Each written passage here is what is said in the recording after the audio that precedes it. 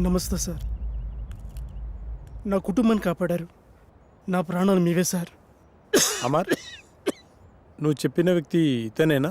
అవును డాక్టర్. మీరు లోపలికి వెళ్ళి రెస్ట్ తీసుకోండి. అలాగే సార్. అమర్, అతను దీనికి ఎలా ఒప్పుకున్నాడు? నిన్న సాయంత్రం నేను సాగర్ బయటకు వెళ్ళాంగా. అప్పుడు ఎక్కడికి వెళ్తున్నావు?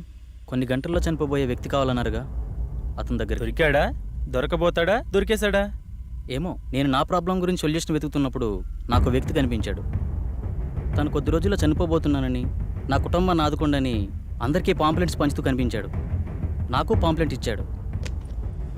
ఇందులో అడ్రస్ ఉంది, కానీ తను చనిపోయాడా బ్రతుకున్నాడని మాత్రం తెలీదు.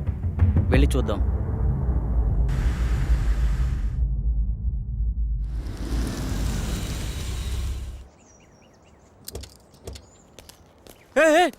సుబ్రహ్మణ్యం, ఆగు ప్లీజ్. ఆగు ప్లీజ్ ఆగు.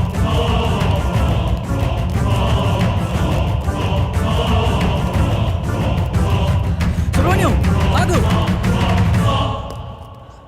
ఎవరు మీరు? మీతో మాకు పని ఉంది. కొద్దిసేపట్లో చనిపోయేవాడిని. నాతో మీకు పని ఏంటి? అది మీకు ఉపయోగపడేదే. అసలు ఆత్మహత్య ఎందుకు చేసుకోవాలనుకుంటున్నావు? డాక్టర్ నాకు ఇచ్చిన గడువు రేపుడుతో పూర్తవుతుంది. నా కుటుంబం అనాథ అవుతుంది. నా సంత నా ట్రీట్మెంట్గా ఖర్చు అయింది. అప్పులు మిగిలాయి. అందుకే నేను రేపు చనిపోతే ఎల్ఐసి మాత్రం వస్తుంది. అదే ఈ రోజు కాలుసారి చనిపోతే ఈ ఎల్ఐసితో పాటు యాజమాన్యం కూడా ఎంతో కంతిస్తుంది. అందుకే మీ ఫ్యామిలీ నేను ఆదుకుంటాను. మీ అప్పులు మొత్తం తీర్చేస్తాను. నేనేం చేయాలో చెప్పండి. నీ ప్రాబ్లమ్స్ అన్ని ఈ రోజు నేను క్లియర్ చేసిన తర్వాత ఈ అడ్రస్కి రండి. అలా అతని ప్రాబ్లం క్లియర్ చేశాక డాక్టర్కి చెప్పాను. ఇప్పుడు మన కోసం అతన్ని చంపాలా? అతన్ని మనం చంపడం లేదు. అతను ఎక్కువసేపు బతకడని అతనికి తెలుసు. కాకపోతే ఇంతకుముందు ఇలాంటి యాగం చేసిన వాళ్ళు చిన్న మిస్టేక్ వల్ల మొత్తం అందరూ అగ్నికి ఆహుతైపోయారు. అందరూ ఇలా రండి.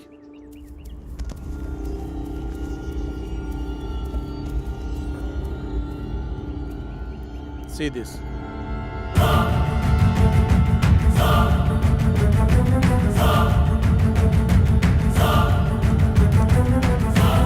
సార్, ఇందాక లోనికి వెళ్ళిన వ్యక్తి తల పట్టుకుని కొట్టుకుంటున్నాడు సార్. పదండి లోపలికి.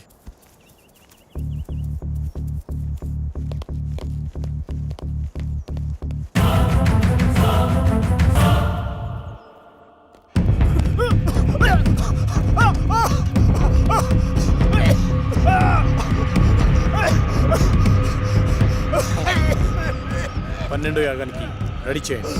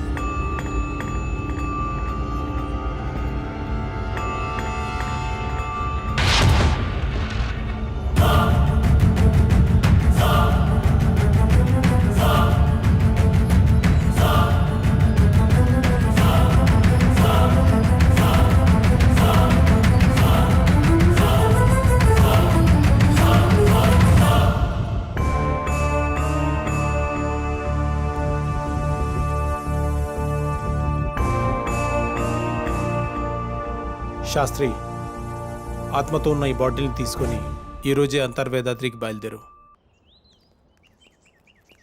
శాస్త్రి ఏడి కనిపించట్లేదు. మనకంటే ముందే యాగస్థలానికి వెళ్ళి అన్ని సిద్ధం చేస్తున్నాడు. ఇక్కడైతే మనల్ని కాపాడడానికి ఈ రక్షణ వలయం ఉంది. మరి బయటికి వెళ్తే పరిస్థితి ఏంటి డాక్టర్? దానికి ఒక మార్గం ఉంది, పదని చెప్తాను.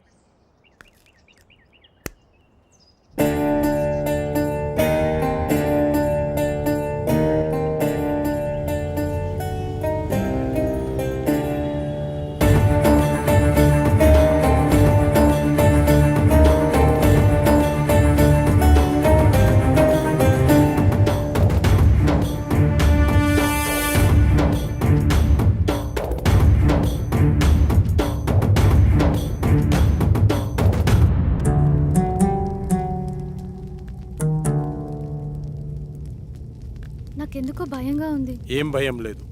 ఈ స్థలం శక్తి స్వరూపుడైన పరమశివుడి నిలయం. సాధువులు మహర్షులు యాగం చేసే ఈ పుణ్యభూమిలోకి ఆత్మలు ప్రవేశించలేవు. అంతేకాదు, ఈ మహాయాగంలో మనకు సహాయం చేయడానికి ఆ కైలాసనాథుని పరమ భక్తుడైన సిద్ధ సాధువు ఒకరు మనతో ఉన్నారు.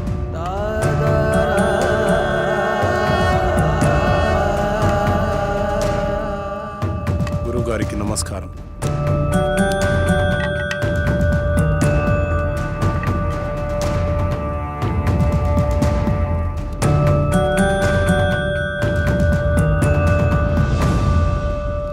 ఇతన్ని ఇంతకుముందు ఎక్కడో చూసినట్టు అనిపిస్తుంది. డాక్టర్ మనకు చూపించిన వీడియోలో యాగం చేసింది అతనే. ఇదే మీ చివరి యాగం, అంతర్గ్రహ యానం. ఏకాగ్రతతో మనసుపైనే దృష్టి ఉంచండి. ఈ యాగంలో ఆత్మ తన శరీరాన్ని విడిచి ఆత్మలు సంచరించే లోకానికి అంటే వెళ్తుంది. వాటికంటూ ప్రత్యేకమైన లోకం ఉంటుందా? ఉంటుంది అనడానికి చిన్న ఉదాహరణ చెబుతాను. ఒక చోట ఒక శవం ఉంది అనుకోండి.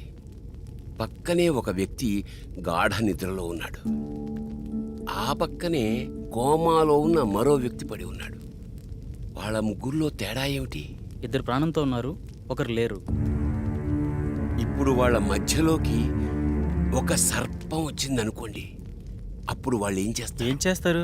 ఏమీ చేయరు. ఎందుకంటే ఆ సర్పం వచ్చిన సంగతి వాళ్ళకి తెలియదు కదా. అంటే శవానికి, గాఢ నిద్రలో ఉన్నవాడికి, కోమాలో ఉన్నవాడికి తేడా లేనట్టేనా? తేడా ఉంది. అదే ఆత్మ.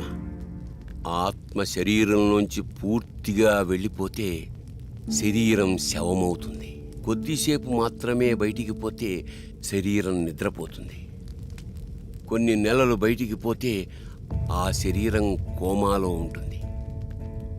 అలా బయటికి వెళ్ళిన ఆత్మలన్నీ కలిసే ప్రదేశమే ఆత్మలోకం. మీరెప్పుడైనా గమనించారా? మనం నిద్రపోయిన తర్వాత కలలో చనిపోయిన వాళ్ళని కలిసినట్టు, వాళ్లతో మాట్లాడినట్టు అనిపిస్తుంది. ఒక్కోసారి మనకి తెలియని మనుషులను కూడా కలిసినట్టు అనిపిస్తుంది. మెళుకు వచ్చాక వాళ్ళ మొహాలు కూడా మనకు గుర్తురావు. మళ్ళీ ఏదో ఒక సందర్భంలో ఒక కొత్త వ్యక్తిని చూసి ఇతన్ని ఇంతకు ముందెప్పుడో చూశామే అనిపిస్తుంది. కానీ నిజానికి మీరతన్ని ఎప్పుడూ బయట ప్రపంచంలో చూసి ఉండరు. మీలాగే అతను నిద్రపోయినప్పుడు ఆత్మ ప్రపంచంలో కలిసి ఉంటారు. అందుకే ఇంతకు ముందెప్పుడో చూశామే అనిపిస్తుంది. కానీ ఇవన్నీ మన ప్రమేయం లేకుండానే జరిగిపోతాయి. అయితే ఇప్పుడు పూర్తి అవగాహనతో ఈ యాగం ద్వారా మీ ఆత్మలను ఆత్మలోకానికి పంపుతున్నాను. ఇది పూర్తయితే మీ అందరి సమస్యలు తీరిపోతాయి. దానివల్ల మా ప్రాబ్లమ్స్ ఎలా క్లియర్ అవుతాయి? మిమ్మల్ని ఏ ఆత్మలైతే బాధిస్తున్నాయో అవి ఖచ్చితంగా అక్కడే ఉంటాయి. మీరక్కడికి వెడతారు గనక మీ సమస్య ఏమిటో మీకు అర్థమవుతుంది. ఒక ముఖ్యమైన విషయం, అక్కడ ప్రపంచం చూసి భయపడకండి. ఒకరి చేతులు ఒకరు వదలొద్దు. ఒకవేళ విడిపోతే తిరిగి రావడం చాలా కష్టం. అక్కడ మీరెవరినైతే కలవాలనుకుంటున్నారో వాళ్ళనే తలుచుకోండి. వాళ్ళే మీకు కనపడతారు. వెళ్ళేంత వరకు అర్థమైంది, మళ్ళీ తిరిగి రావడం? అందుకే అందరు కలిసి ఉండాలన్నది. తిరిగి రావడానికి నన్ను ఫాలో అయితే సరిపోతుంది. దీన్ని శరీరం మొత్తం అప్లై చేసుకోండి. ఎందుకు?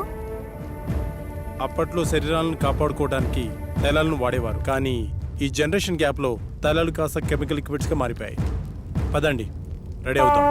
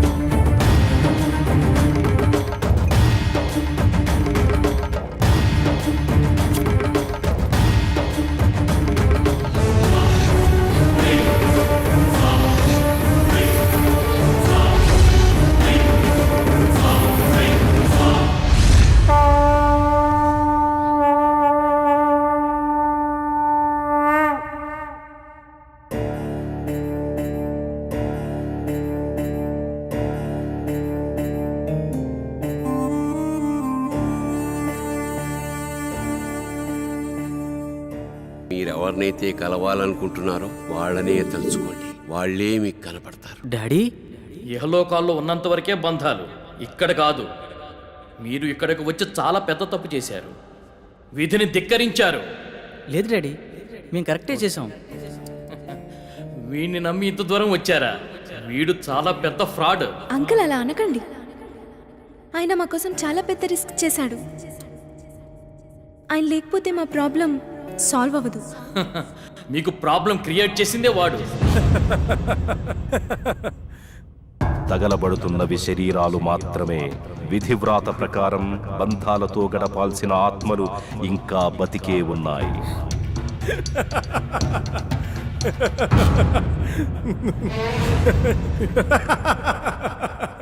మీ అందరికీ ప్రాబ్లం క్రియేట్ చేసింది నేనే. మీరు ఇక్కడికి వచ్చేలా ప్లాన్ చేసింది కూడా నేనే. మీకు ఇంకో విషయం చెప్పనా? మీరు ఇక్కడికి ఎలా రావాలో ఒక్కటే చెప్పాను, కానీ తిరిగి వెళ్ళడం మాత్రం చెప్పలేదు. మీరు ఇక్కడే ఉండి రెస్ట్ తీసుకోండి.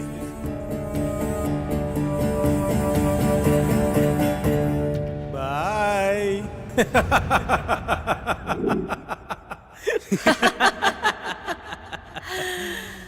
One, two, three. సౌండ్ వినిపించట్లేదు. ఏం జరుగుతుంది? ఇప్పుడు వెళ్ళేది మీరు కాదు, మేము. ఫస్ట్ టైం పాపారా మీద అటాక్ జరిగినప్పుడే నాకు డౌట్ వచ్చింది.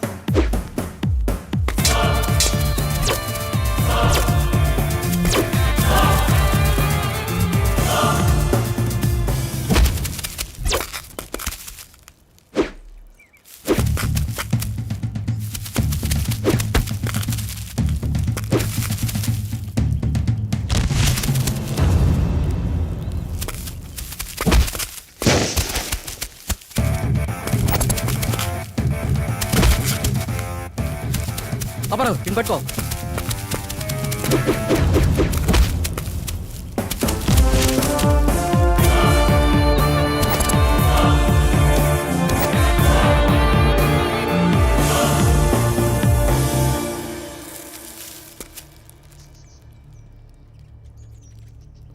ఆ?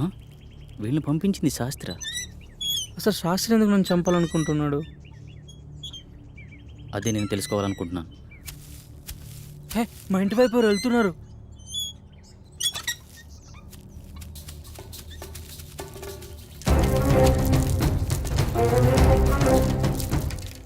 ఎవరు నువ్వు? ఏంటి తీసుకెళ్తున్నావు? తప్పు చేస్తున్నారు. బ్రతకాలని లేదా? బ్రతకడం కోసం చేస్తున్న ప్రయత్నమే ఇది. నువ్వు పూర్తి ఆయుష్కుడు అని ఇందులో రాస్తుంది. మరి దేనికోసం చేస్తున్నావు? అంటే నేను తొందరలో చనిపోతాననడం, శాస్త్రి నిన్ను చంపడానికి ట్రై చేస్తున్నాడంటే ఈ యాగం ద్వారా తను ఏదో ఆశిస్తున్నాడు. అలాంటప్పుడు ఈ యాగాన్ని మధ్యలో ఆపేయొచ్చు కదా. ఆపలేరు. ఆగకూడదు. ఇప్పుడు మీరు ఈ యాగం చివరి దశలో ఉన్నారు. ఎవరో ఈ యాగం ద్వారా సృష్టికి విరుద్ధం కలిగిస్తున్నారు. చనిపోయిన వాళ్ళని బ్రతికించాలని చూస్తున్నారు. ఈ యాగాన్ని ప్రారంభించిన మీరే దీన్ని ముగించాలి. వాళ్ళని శిక్షించాలి. మా పూర్తి సహకారం మీకుంటుంది. శాస్త్రిని పట్టుకుని 4 పిక్తే వాడే నిజం చెప్తాడు కదా. లేదు, దీని వెనక ఎవరో ఉన్నారు. ప్రాణం తీయడానికి కూడా తెగించారంటే ప్రాణం పోయినా నిజం చెప్పరు. కాబట్టి నువ్వు బయటికి వెళ్ళి శాస్త్రి గురించి ఎంక్వైరీ చేయి. నేను ఇక్కడ ఉండి ఈ యాగాన్ని ఫినిష్ చేస్తాను. నీకు కావాల్సింది డబ్బేగా, నేనిస్తా. శుభం భూయాత్. అలా పాపారావు బయటికి వెళ్ళి చేసిన ఇన్వెస్టిగేషన్లో నీకు శాస్త్రికి సంబంధం ఉన్న విషయం తెలిసింది. అదే సమయంలో శాస్త్రిని ఉపయోగించి నా కళ్ళను క్రియేట్ చేసావు. సాఫ్ట్వేర్ వాళ్ళకి ఇయర్లీ ఇచ్చే కౌన్సిలింగ్ ద్వారా వాళ్ళకి ప్రాబ్లం క్రియేట్ చేసావు. స్వప్నకి నీ మనిషితోనే ప్రాబ్లం క్రియేట్ చేసావు. కానీ ఇదంతా ఎందుకు చేస్తున్నావో నాకు తెలియలేదు. నువ్వు చూపించిన వీడియోను అబ్జర్వ్ చేస్తే అర్థమైంది. ఆ యాగంలో ఉన్న 5 మందిలో నువ్వు ఒకడవని తెలుసుకున్నాను. ఆ యాగం చేసింది నీ తండ్రే. ఆఖరి నిమిషంలో తెలిసింది మీ నలుగురు మా రూపంలో ఉండే మీ ఫ్యామిలీ మెంబర్స్ అని. మీ ప్లాన్తో మీరొచ్చారు, మా ప్లాన్తో మేమొచ్చాం. ఇంతకుముందు మేము కౌంటింగ్ చేసినప్పుడు బయట ఏం జరిగిందో తెలుసా?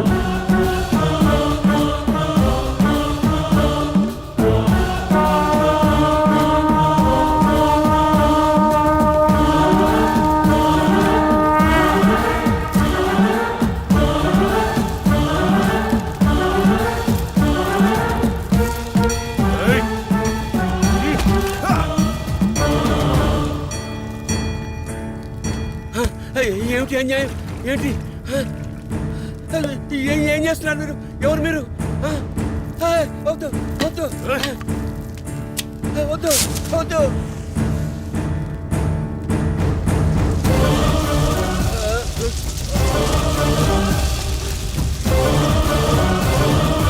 ఇక్కడ వినిపిస్తున్న ఇన్ని సౌండ్స్లో మీ వాడిచ్చే సౌండ్స్ని బట్టి నువ్వు బయటికి వెళ్ళాలనుకున్నావు. మేము వాడిని కొట్టి మాకో సౌండ్ క్రియేట్ చేసుకున్నాం. అయినా నీ కోరిక మేము తీరుస్తున్నాం. అదే నీ ఫ్యామిలీ మెంబర్స్తో కలిసి ఉండడం. మళ్ళీ నువ్వు తిరిగి రావాలనుకున్నా రాలేవు.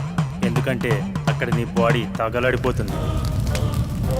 నీ ఫ్యామిలీతో ఇక్కడే హ్యాపీగా పండగ చేసుకో. బాయ్.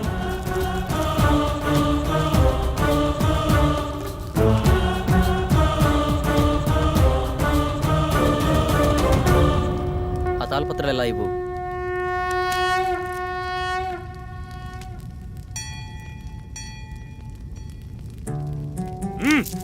ఎందుకు ఇలా చేస్తున్నావు? మళ్ళీ ఇలాంటి పనులు ఎవరూ చేయకూడదు. ఈ సృష్టికి కొన్ని నియమ నిబంధనలు ఉన్నాయి. వాటిని ధిక్కరించే ప్రయత్నం ఎవరూ చేయకూడదు. అంటే ఈ తాళపత్రాలు కూడా డాక్టర్ క్రియేట్ చేసినవేనా? కాదు, ఇవి మాత్రమే నిజం. ఇవి నీకు మాత్రమే ఇస్తాడని తెలిసి ఆ శాస్త్రి నీతో ఉంచి నీకు కల వచ్చినట్టు సృష్టించాడు. మరి పాపారావు మీద అటాక్ ఎందుకు చేసినట్టు? మనం నలుగురు